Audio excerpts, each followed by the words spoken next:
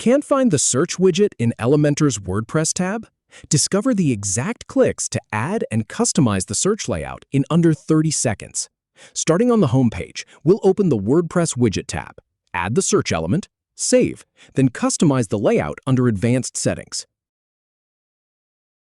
Open Home with Elementor. Inside the editor, you'll see a highlighted element. Just click on it to select it. Click the second highlighted item. Click WordPress in the left sidebar. You'll click on WordPress again here to expand its sub-options. Then click Search to add the search widget to your page. Click the highlighted search widget. Then hit Update to apply the changes to your homepage. Now, click on the Advanced tab to access more styling options. Within Advanced, click on Layout to open the layout controls. Finally, click Layout again.